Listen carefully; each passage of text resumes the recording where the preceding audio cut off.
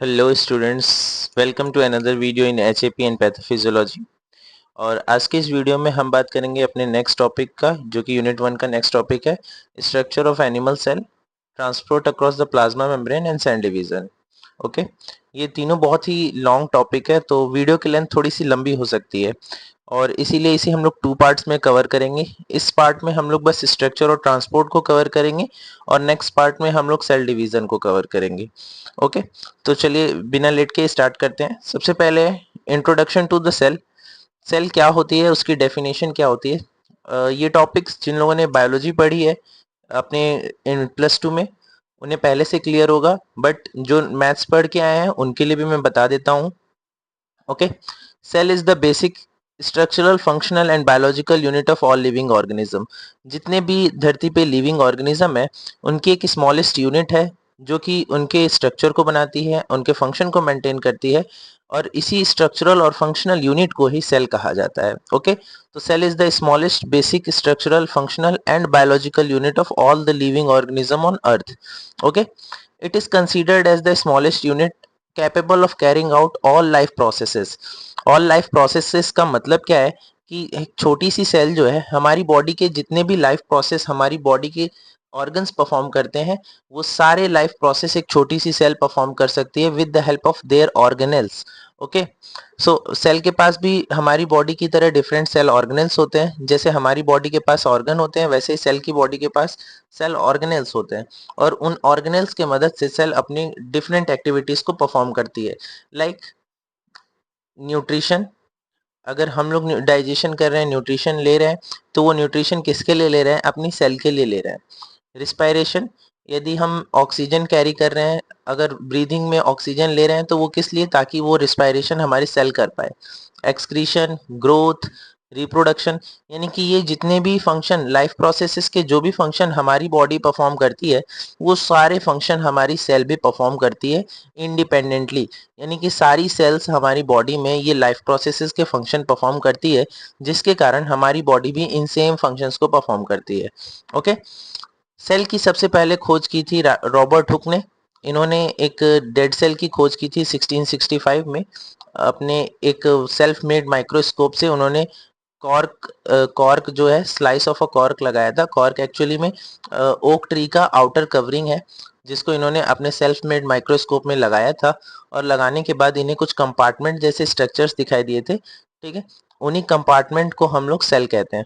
तो एक्चुअली में इन्होंने अपनी लैंग्वेज में कंपार्टमेंट बोला, बट उसे हम लोग आज सेल के नाम से पढ़ रहे हैं। ओके, तो सेल की सबसे पहली खोज की थी रॉबर्ट हुक ने 1665 में।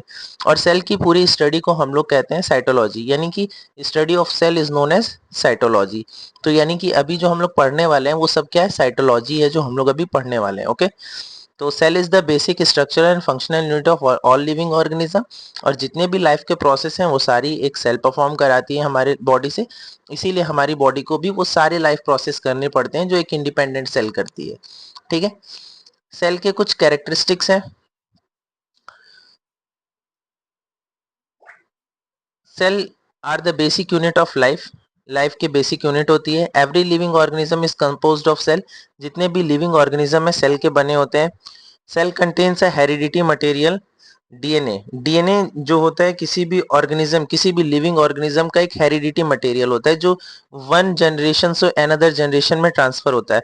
और वो हेरिडिटी मटेरियल जो है सेल के अंदर प्रेजेंट होता है, कंटेन होता है उसके न्यूक्लियस के अंदर। Okay, cell carry out metabolic activities. Body में होने वाले जितने भी मेटाबॉलिक एक्टिविटीज है, metabolic activities are the reactions. Body के अंदर होने वाले सारे रिएक्शंस को मेटाबॉलिक एक्टिविटीज कहे जाते हैं। ठीक है, तो मेटाबॉलिक और एनाबॉलिक, कैटाबॉलिक मैंने आपको फर्स्ट वीडियो में भी समझाया था। ठीक है, तो मेटाबॉलिक रिएक्शन सारे हमारे सेल के अंदर होते हैं। Cell can grow and divide. जिस तरह से सेल हमारी ग्रो करती है, डिवाइड करती है, वैसे वैसे हमारी बॉडी का ग्रोथ और डेवलपमेंट होता है। ठीक है, cell responds to external stimuli. एक सेल लिविंग यूनिट है जो कि एक्सटर्नल स्टिमुलस के प्रति रिस्पॉन्ड करेगी। स्टिमुलस मतलब कोई भी ऐसा सेंसेशन, एक्सटर्नल सेंसेशन जिसके प्रति हमारी बॉडी रिएक्ट कर रही है, उसके प्रति हमारी सेल भी रिएक्ट कर रही होगी। दैट मीन्स अगर हमें कोई चीज टच करने में हीट लगती है और हम अपना हाथ वहां से हटा लेते हैं, रिमूव कर लेते हैं, तो इसका मतलब है कि वो सेंसेशन हमारी सेल्स के अंदर प्रोड्यूस हो रहा है, जिसके कारण हमारा वो ऑर्गन जो है सेम वही वर्क कर रहा है। Cell maintains the internal balance और होम्योस्टेसिस। सेल भी हमारी होम्योस्टेसिस को मेंटेन करके रहती है, यानी कि इंटरनल और इन्वायरमेंट के बीच में एक बैलेंस मेंटेन करके हमारी सेल रखती है। ठीक है, तो ये कुछ कैरेक्टरिस्टिक्स हैं सेल के। ओके, चलिए नेक्स्ट टॉपिक है सेल थ्योरी। सेल थ्योरी भी देख लेते हैं। सेल थ्योरी क्या होता है? सेल थ्योरी को देने वाले दो साइंटिस्ट थे जिनका नाम था M Schleiden, Matthias Schleiden and T Schwann, जिनका पूरा नाम था थियोडर सॉन।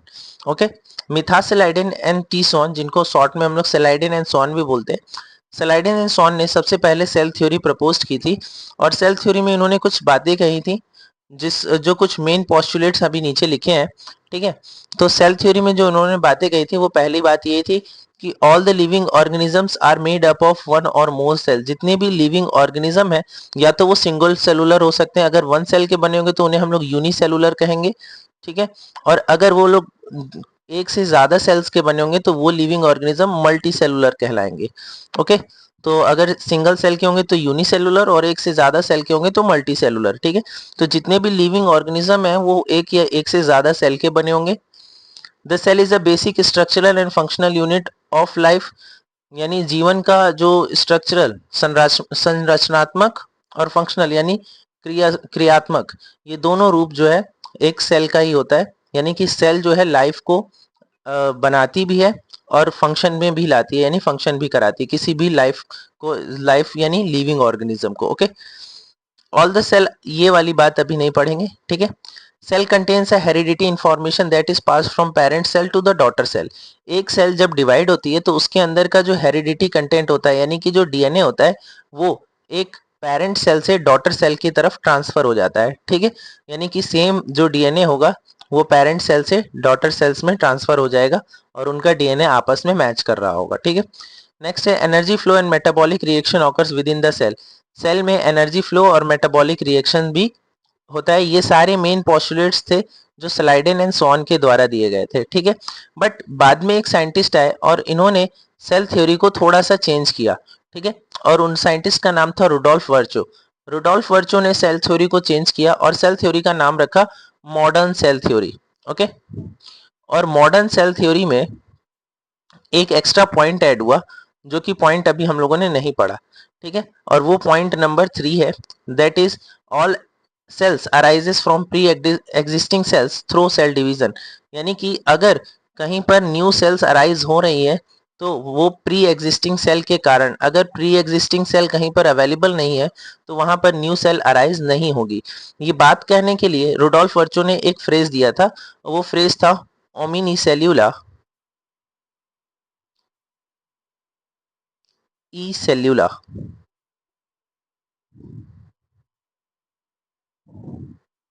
इस फ्रेज के जरिए उन्होंने ये बात कही थी जो थर्ड पॉइंट में लिखी हुई है, all the cell arises from pre existing cells through the cell division. Okay, यानी कि ये जो सारे के सारे पॉइंट लिखे हुए हैं, वो सारे पॉइंट मिथास सेलाइडेन और थियोडर स्वान के द्वारा दिए गए थे। बस जो पॉइंट नंबर 3 था, ये पॉइंट रुडोल्फ वर्चो के द्वारा ऐड किया गया और सेल थ्योरी को मॉडर्न सेल थ्योरी के नाम से जाने जाने लगा। ठीक है, और इनका जो फ्रेज था वो था ओमिनी सेल्यूला ई सेल्यूला। इस फ्रेज का मतलब है, ओमिनी मतलब होता है अराइज, सेल्यूला मतलब होता है सेल, ई मतलब होता है एग्जिस्टिंग, और सेल्यूला मतलब होता है सेल। यानी कि ओमिनी सेल्यूला यानी new cell arises from pre existing cell. इस फ्रेज का मतलब ही है जो पोस्टुलेट्स नंबर 3 में लिखा हुआ है। ठीक है, तो ये जो हमने पोस्टुलेट्स पढ़े, ये मॉडर्न सेल थ्योरी के पोस्टुलेट्स थे जो रुडोल्फ वर्चो ने दिए थे। ओके, importance of cell theory. Cell theory से क्या क्या चीजें एक्सप्लेन हो जाती हैं? तो explain the organization of living organism. Cell theory की मदद से हमें लिविंग ऑर्गेनिज्म के ऑर्गेनाइजेशंस के बारे में पता चलता है, मतलब किस तरह से एक लिविंग ऑर्गेनिज्म बना है ये हमें पता चल जाता है स्ट्रक्चर से। Establish the cell as a fundamental unit of life. Cell theory हमें बताती है कि सेल जो है लाइफ की फंडामेंटल यूनिट है। Provides the basic understanding of growth and reproduction. हमारे लाइफ में ग्रोथ और रिप्रोडक्शन की बेसिक अंडरस्टैंडिंग हमें पता चल जाती है सेल थ्योरी से। Helps in studying disease and cellular abnormalities. Cell theory से अगर हम लोग स्टडी करेंगे तो हमें पता चलेगा कि एक डीएनए ही है जो वन सेल से अदर सेल में ट्रांसफर हो रहा है, तो इससे हम डिसीज, सेल से एसोसिएटेड डिसीज और उसकी एबनॉर्मेलिटीज का भी स्टडी कर सकते हैं। ठीक है, कुछ इंपॉर्टेंट साइंटिस्ट के नाम जो अभी हम लोगों ने पढ़े। रॉबर्ट हुक, जिन्होंने ऑब्जर्व किया था सबसे पहले कॉर्क सेल में, और सेल टर्म भी इन्होंने ही दिया। ठीक है, स्लाइडेन एंड स्वान, जिन्होंने 1838 और 1839 में सेल थ्योरी प्रपोज की, जो कि रुडोल्फ वर्चो के द्वारा मॉडर्न सेल थ्योरी बना दी गई। ठीक है, जो कि रुडोल्फ वर्चो के द्वारा चेंज करके मॉडर्न सेल थ्योरी बना गई। और नेक्स्ट है वर्चो, जिन्होंने मॉडर्न सेल थ्योरी दी, all cell arises from pre existing cell, जो थर्ड पॉइंट है हमारा, वो थर्ड पॉइंट यहाँ ऐड करके इन्होंने मॉडर्न सेल थ्योरी बनाई। ठीक है, टाइप्स ऑफ सेल की बात कर लेते हैं, जो कि हमारा नेक्स्ट टॉपिक हो रहा है। Types of cell. Types of cell दो तरह की सेल्स होती हैं on the basis of their nucleus, prokaryotic cell and eukaryotic cell. Prokaryotic, pro मतलब होता है प्रिमिटिव, प्रो मीन्स होता है प्रिमिटिव, यानी ऐसी सेल। और कैरियोटिक शब्द कैरियन शब्द से बना हुआ है। ओके, और कैरियन शब्द का मतलब होता है न्यूक्लियस। ओके, ऐसी सेल्स जिनका न्यूक्लियस जो है प्रिमिटिव है, प्राथमिक है, या फिर है ही नहीं, अवेलेबल ही नहीं है, ऐसी सेल्स को प्रोकैरियोटिक सेल्स कहते हैं, जिनके पास न्यूक्लियस नहीं है, और है भी तो अंडर डेवलप्ड न्यूक्लियस है, प्राथमिक न्यूक्लियस है। यूकैरियोटिक सेल्स, जो यू शब्द का मतलब होता है एडवांस, जिसमें यू शब्द का मतलब होता है एडवांस्ड, एंड कैरियोटिक शब्द का मतलब कैरियन से है, जिसका मतलब होता है न्यूक्लियस। यानी ऐसी सेल जिसमें प्राथमिक न्यूक्लियस हो या न्यूक्लियस एब्सेंट हो, उसे हम लोग प्रोकैरियोटिक सेल कहते हैं। और ऐसी सेल जिनमें एडवांस न्यूक्लियस हो, वेल डेवलप्ड न्यूक्लियस हो, उसे हम लोग यूकैरियोटिक सेल कहते हैं। ओके, तो यहाँ पर लिखा भी हुआ है, prokaryotic cell are simple cell that lack the true nucleus. ऐसी सेल जिनमें ट्रू न्यूक्लियस प्रेजेंट नहीं होता है, उसे हम लोग प्रोकैरियोटिक सेल कहते हैं। ओके, और यूकैरियोटिक सेल किसे कहेंगे? यूकैरियोटिक सेल हम कहेंगे जिसमें वेल डिफाइंड न्यूक्लियस हो। ओके, जिसमें वेल डिफाइंड न्यूक्लियस हो, उसे हम लोग यूकैरियोटिक सेल कहेंगे। Enclose by a nuclear membrane, जिसमें न्यूक्लियस जो है न्यूक्लियर मेम्ब्रेन से इंक्लोज हो और वेल डिफाइंड हो, उसे हम लोग यूकैरियोटिक सेल कहेंगे। Their genetic material as present in the region called the nucleoid. जो भी प्रोकैरियोटिक सेल होती है, उनका जो जेनेटिक मटेरियल होता है, जो कि डीएनए होता है, एक रीजन में प्रेजेंट होता है, इस रीजन को हम लोग न्यूक्लियोइड कहते हैं। और यूकैरियोटिक सेल में ये सारा का सारा मटेरियल एक स्पेशल ऑर्गन के अंदर होता है, ऑर्गेनेल के अंदर होता है, जिसको न्यूक्लियस कहते हैं। ओके, एग्जाम्पल है bacteria, cyanobacteria. Prokaryotic cell bacteria और साइनोबैक्टीरिया की सेल को कहेंगे। और यूकैरियोटिक सेल एनिमल सेल और प्लांट सेल और फंगस सेल और भी जितने भी प्रोटिस्टाज है, वो सारे सेल जो है यूकैरियोटिक सेल के अंदर आते हैं। कुछ पॉइंट वाइज कैरेक्टरिस्टिक्स देख लेते हैं। एनिमल सेल साइज में थोड़ी सी छोटी होती है, जिसका साइज 1 से 10 माइक्रोमीटर तक होता है। और यूकैरियोटिक सेल साइज में बड़ी होती है, जिसका साइज 10 से 100 माइक्रोमीटर्स तक होता है। इसमें कोई न्यूक्लियर मेम्ब्रेन और न्यूक्लियस नहीं प्रेजेंट होता है। इसमें ट्रू न्यूक्लियस प्रेजेंट होता है। इसमें न्यूक्लियर मेम्ब्रेन बाउंडेड ऑर्गेनेल्स भी नहीं होते हैं, यानी कोई भी नो मेम्ब्रेन बाउंडेड ऑर्गेनेल्स मतलब यहाँ पर कोई भी मेम्ब्रेन से बना हुआ ऑर्गेनेल्स नहीं होगा, ना गोल्गी बॉडी होगा, ना इंडोप्लाज्मिक रेटिकुलम होगा। जितने भी मेम्ब्रेनस स्ट्रक्चर्स होते हैं वो सेल के अंदर प्रेजेंट नहीं होगी। ठीक है, और यूकैरियोटिक सेल के अंदर सारे ही मेम्ब्रेन बाउंडेड ऑर्गेनेल्स प्रेजेंट होते हैं। इसमें जो हमारा डीएनए होता है प्रोकैरियोटिक सेल के केस में, वो डीएनए सर्कुलर डीएनए होता है। और यूकैरियोटिक सेल के केस में डीएनए लीनियर होता है। यानी हमारी बॉडी में, यानी कि एक बैक्टीरिया के अंदर डीएनए जो होगा वो सर्कुलर होगा, कुछ ऐसे इस तरह का सर्कुलर डीएनए होगा। और अगर एक यूकैरियोटिक सेल है तो उसमें कुछ लीनियर डीएनए कुछ इस तरह से होगा। ठीक है, तो सर्कुलर डीएनए और लीनियर डीएनए अलग अलग सेल्स में प्रेजेंट होता है।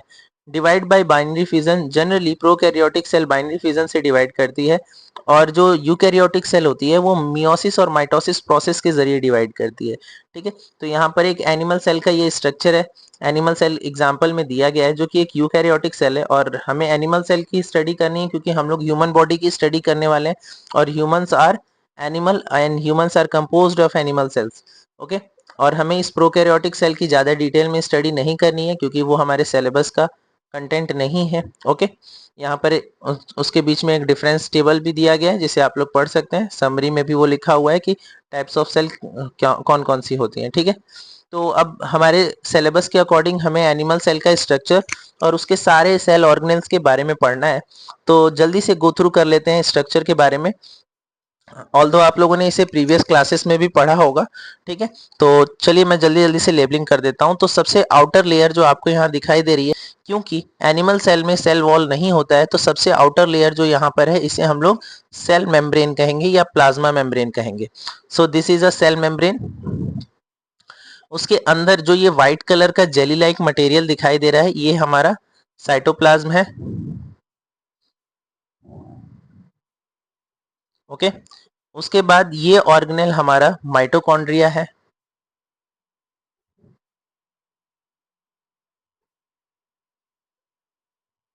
ओके, फिर ये ऑर्गेनेल हमारा गोल्गी बॉडी है।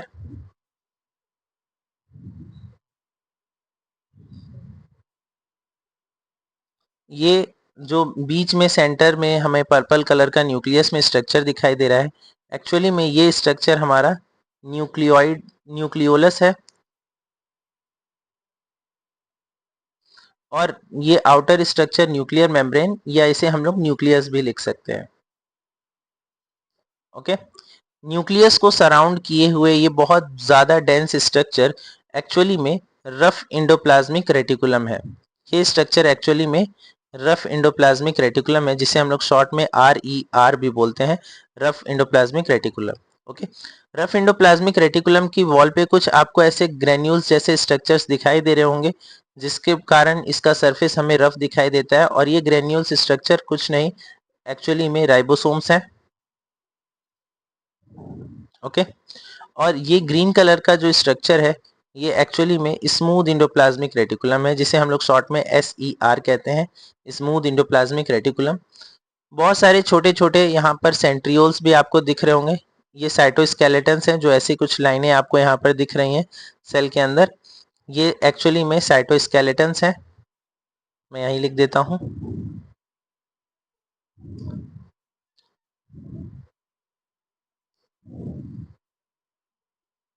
और ये कुछ वेसिकल्स हैं। ओके, तो ये कुछ कंप्लीट स्ट्रक्चर बन गया है। और यहाँ पर एक ऑर्गेनेल और है जिसको हम लोग लाइसोसोम्स कह सकते हैं।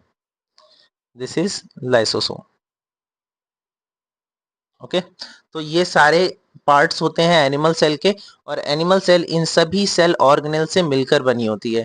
ठीक है, चलिए एक बार इंट्रोडक्शन में देख लेते हैं। यहाँ लिखा हुआ है, an animal cell is a basic structural and functional unit of animal life. यानी जितने भी लिविंग एनिमल्स हैं, उन लिविंग एनिमल्स की स्ट्रक्चरल और फंक्शनल यूनिट एनिमल सेल होती है। It is a microscopic membrane bounded unit, performs all essential life process. Animal की बॉडी में जितने भी इसेंशियल लाइफ प्रोसेसेस है, वो एनिमल सेल ही परफॉर्म करती है। ठीक है, लाइक मैंने अभी बताया आपको, nutrition, respiration, growth, excretion, reproduction. Okay, ये स्टिमुलस के प्रति कुछ रिस्पॉन्ड करना, ये सारे जो फंक्शन है एनिमल के लाइफ प्रोसेस में, जो फंक्शन एनिमल सेल परफॉर्म करती है, वही एक एनिमल भी परफॉर्म करता है। Animal cells are eukaryotic cell, meaning they possess a true nucleus. Animal cell एक यूकैरियोटिक सेल है। क्यों? क्योंकि आप देख रहे हो कि यहाँ पर एक न्यूक्लियस प्रेजेंट है, और जिस सेल में न्यूक्लियस प्रेजेंट होता है वो यूकैरियोटिक सेल होती है। ठीक है, with the nuclear membrane and contain a numerous membrane bounded cell organelles। यहाँ पर कई सारे membrane bounded cell organelle दिख रहे हैं, like RER, like Golgi body, like lysosomes। ये सब membrane bounded structure है जो सेल के अंदर प्रेजेंट होते हैं, like mitochondria। ओके, ये सारे सेल और मेम्ब्रेन बाउंडेड स्ट्रक्चर्स जो है सेल के अंदर प्रेजेंट होते हैं, इसीलिए ये एक यूकैरियोटिक सेल है। और ये सारे ऑर्गेनेल्स आपस में कोऑर्डिनेट करके इस सेल को एक लिविंग सेल बनाते हैं। ठीक है, तो चलिए वन बाय वन सारे सेल ऑर्गेनेल्स के बारे में भी पढ़ लेते हैं। सबसे पहले सबसे आउटर, जो कि है हमारा plasma membrane. Okay, plasma membrane cell में ट्रांसपोर्ट कराने का, प्रोटेक्शन कराने का और सेल की इंटीग्रिटी मेंटेन करने का वर्क करता है। ठीक है, तो यहाँ लिखा हुआ है, plasma membrane forms the outer boundary of this animal cell. Animal cell की आउटर बाउंड्री जो है प्लाज्मा मेम्ब्रेन बनाता है। It is a thin flexible living membrane composed of primarily phospholipid. Plasma membrane actually में फॉस्फोलिपिड और protein cholesterol और carbohydrate का बना होता है। It is selectively permeable. Selectively permeable कहने का ये मतलब है कि प्लाज्मा मेम्ब्रेन जिन चीजों को सेलेक्ट करता है उन्हीं को अपने मेम्ब्रेन के अक्रॉस ट्रांसपोर्ट होने देता है, अदरवाइज बाकी चीजों को वो बाहर ही हाल्ट कर देता है, ठीक है, रोक देता है। It maintains the cellular homeostasis. Cellular homeostasis का मतलब है कि सेल के अंदर, और if this is inside the outside the cell और this is inside the cell, तो इनसाइड और आउटसाइड में एक होम्योस्टेसिस मेंटेन करके रखता है, एक इक्विलिब्रियम इन्वायरमेंट मेंटेन करके रखता है हमारा plasma membrane. And helps in cell communication through receptor protein. Cell के ऊपर कुछ रिसेप्टर प्रोटीन है, यहाँ आपको ग्रीन कलर के दो प्रोटीन दिख रहे होंगे, तो ये रिसेप्टर प्रोटीन है जो कि सेल के कम्युनिकेशन में, एक सेल को दूसरे सेल में के कम्युनिकेशन में हेल्प करते हैं, ठीक है। नेक्स्ट है साइटोप्लाज्म, जो कि जेली लाइक मटेरियल होता है। जितने भी मेटाबॉलिक रिएक्शन होते हैं इसी रीजन में होते हैं।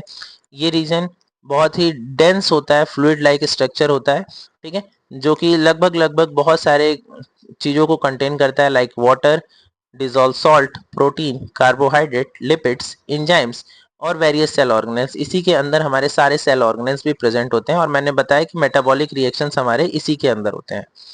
नेक्स्ट है न्यूक्लियस, जो कि ओवरऑल सेल की एक्टिविटी को कंट्रोल करता है। इसे हम लोग ब्रेन ऑफ द सेल भी बोलते हैं।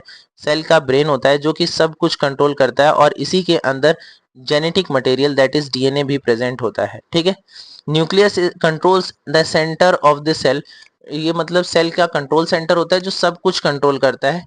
Enclose the double layered nuclear envelope. ये दो लेयर के एक न्यूक्लियर मेम्ब्रेन के अंदर पैक्ड होता है, ठीक है, और वहां से सब कुछ रेगुलेट करता है। और इसके पास DNA as a genetic material होता है, ठीक है, जो वो एक सेल से दूसरे सेल में कैरेक्टरिस्टिक्स का ट्रांसफॉर्मेशन करने में हेल्प करता है, ठीक है। न्यूक्लियोलस क्या होता है? न्यूक्लियोलस न्यूक्लियस के अंदर प्रेजेंट एक स्ट्रक्चर है। It is a dense non membranous structure present inside the nucleus, synthesise the ribosomal RNA. Nucleolus ribosomal RNA बनाने वाला एक सेल ऑर्गेनेल है जो न्यूक्लियस के अंदर प्रेजेंट होता है। And assembles the ribosome unit. ये राइबोसोम की सब यूनिट्स को बनाता है। राइबोसोम्स जो है वो दो डिफरेंट सब यूनिट्स की बनती हैं, और राइबोसोम्स जो है एनिमल सेल में एटीएस टाइप का होता है। एटी एक्चुअली में एक टाइप है, और एस जो है स्वेडबर्ग यूनिट इसे कहते हैं। स्वेडबर्ग इसे डिफाइन करने वाले साइंटिस्ट का नाम था, जिसके कारण एस यहाँ पर नोट किया जाता है। तो एटीएस टाइप का राइबोसोम्स जो है एनिमल सेल के अंदर प्रेजेंट होता है, और ये एटीएस कुछ सब यूनिट से बना होता है, ओके। और उन सब यूनिट को असेंबल करने में न्यूक्लियोलस का हाथ रहता है, ठीक है। Later move on to the cytoplasm for protein synthesis, यानी ये सब यूनिट्स को असेंबल करता है। एटीएस राइबोसोम 60 और 40 सब यूनिट से असेंबल होने से बनती है, ठीक है। इसे आप लोग डिटेल में भी स्टडी कर सकते हो। 60 और 40 सब यूनिट्स जब आपस में असेंबल होते हैं तो वो 80 बन जाता है। यहाँ पर मैथ लगाने की कोशिश मत कीजिएगा कि 60 और 40 मिलके 100 हो जाता है, बट सर यहाँ पर 80 क्यों हो रहा है, ठीक है। तो यहाँ पर मैथ का वैसा कुछ नहीं है। 60 और 40 कुछ सब यूनिट्स हैं जिनके असेंबल होने से एक एटीएस टाइप का राइबोसोम बनता है, और ये न्यूक्लियोलस उसे असेंबल कर कर आपके साइटोप्लाज्म की ओर भेज देता है, ठीक है। और नेक्स्ट हमारा है राइबोसोम्स। राइबोसोम्स जो कि मैंने बताया अभी, कुछ ऐसे स्ट्रक्चर्स होते हैं, बीड्स लाइक स्ट्रक्चर होते हैं, दाने जैसे स्ट्रक्चर्स होते हैं, जो कि दो सब यूनिट से बने होते हैं। क्योंकि हमारे एनिमल सेल में एटीएस टाइप का राइबोसोम होता है, तो वो 60 और 40 सब यूनिट से बना होता है। यानी कि इसमें एक यूनिट 60 होगा और एक यूनिट 40 होगा, इसीलिए ये एटीएस राइबोसोम है। Ribosomes are tiny non membranous particles made up of RNA and protein. Ribosome RNA और प्रोटीन का बना होता है।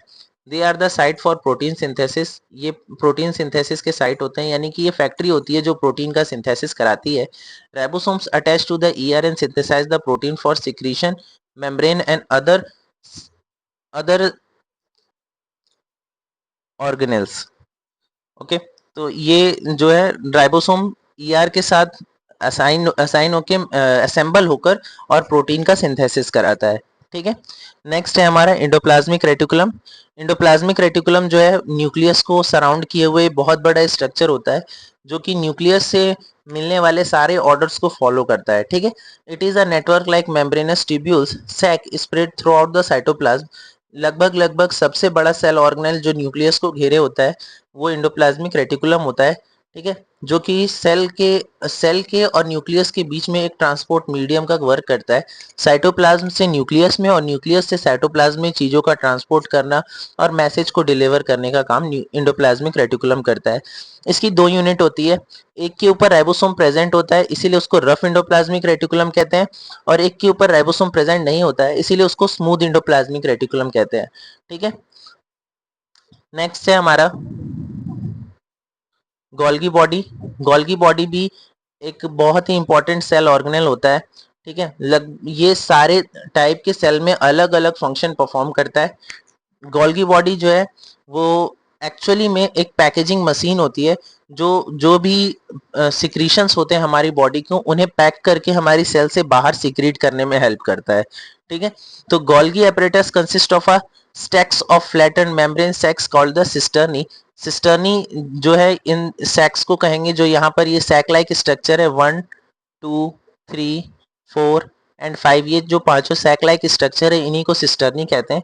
और ये सिस्टर्नी से बना होता है, जिसके पास कुछ इम्पटिव वेसिकल्स भी होते हैं। ओके, और ऊपर कुछ फिल्ड वॉक्यूल्स भी होते हैं। ओके, कुछ फिल्ड वॉक्यूल्स भी होते हैं और नीचे कुछ वेसिकल्स भी होते हैं, बीच में सिस्टर्नीज प्रेजेंट होते हैं। और ये जो भी प्रोटीन और लिपिड जो ईआर से इंडोप्लाज्मिक रेटिकुलम से मॉडिफाइड होकर आता है उसे पैक कर देता है और पैक करके प्लाज्मा मेम्ब्रेन तक डिलीवरी के लिए भेज देता है। दैट मीन्स गोल्गी बॉडी आपके सेल के अंदर एक पैकेजिंग मशीन होती है। ठीक है, नेक्स्ट सेल ऑर्गेनेल है हमारा माइटोकॉन्ड्रिया। ओके, माइटोकॉन्ड्रिया आप लोग बचपन से पढ़ते आ रहे हो। Mitochondria is the power of house of the cell, ये तो कोई नहीं भूल रहा होगा कि माइटोकॉन्ड्रिया जो है वो सेल का पावर हाउस होता है। पावर हाउस इसीलिए कहते हैं क्योंकि एक्चुअली में ये एटीपी जनरेट करता है, जिसको एनर्जी करेंसी कहते हैं।